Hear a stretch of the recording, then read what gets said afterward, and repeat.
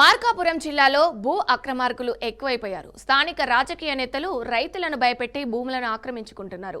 పలువురు నేతలు ఇలాంటి ఘటనలకు పాల్పడుతున్నా అధికారులు మాత్రం చోద్యం చూస్తున్నారు.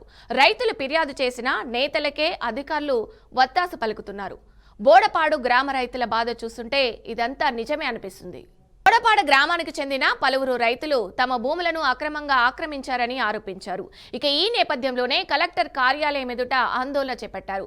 సర్వే నెంబర్ 3/5 పెద్ద యాచవరం పరిధిలో తమకు చెందిన 2 ఎకరాల 25 సెంట్ల భూమిని వైసీపీ సర్పంచ్ రమణారెడ్డి తన పదవిని అడ్డుపెట్టుకుని అక్రమంగా ఆన్లైన్ రికార్డులో మార్చుకున్నాడని బాధితులు ఆరోపించారు.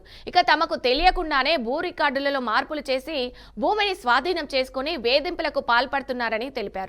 2022 సంవత్సరం నుంచి తమకు చెందిన 2 ఎకరాల 23 సెంట్ల పొలాన్ని సర్పంచ్ బలవంతంగా ఆక్రమించుకొని దౌర్జన్యాలకు పాల్పడుతున్నారని బాధితురాలు లక్ష్మీ సరస్వతి ఆరోపించారు.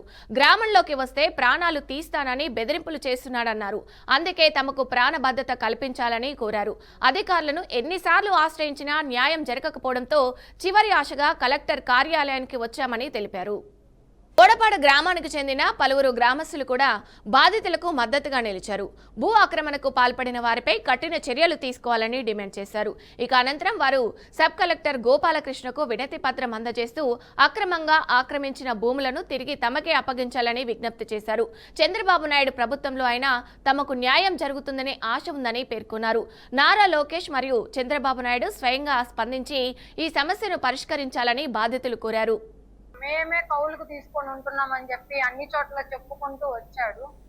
గత 3.5 సంవత్సరాల నుంచి మేము పోలీస్ స్టేషన్ల చుట్టూ, ఎంఆర్ఓ ఆఫీసుల చుట్టూ, సబ్ కలెక్టర్ ఆఫీసుల చుట్టూ తిరుగుతూనే ఉన్నాము. మందు డబ్బాలు పట్టుకొని ధర్నాలు చేస్తూనే ఉన్నాము. బట్ మాకు ఎటువంటి రెస్పాన్స్ రాలేదు. మాకు న్యాయం కావాలి. మేము ఒంగోలు కూడా వెళ్ళాము, జేసీ గారిని కూడా కలిసాము, 4-5 సార్లు కలిసాము మేము. బట్ అక్కడి నుంచి కూడా మాకు ఎటువంటి సహాయము, స్పందన మాకేమీ రావట్లేదు. గత 10-15 ఏళ్ల నుంచి మేము ఇదే ప్రభుత్వాన్ని నమ్ముకొని ఉన్నాం. మా ఆస్తులు తాకట్టు పెట్టి మరి ఇదే ప్రభుత్వం మీద పెట్టాము. కానీ మాకు ఇప్పుడు వరకు ఎటువంటి న్యాయం చేయలేదు. నేను మా మామ పోరెడ్డి నందిరెడ్డి, మా పెద్ద మామ పోరెడ్డి ఓబుల్ రెడ్డి వాళ్ళ కోడల్ని. మా మామ వాళ్ళ ఇద్దరు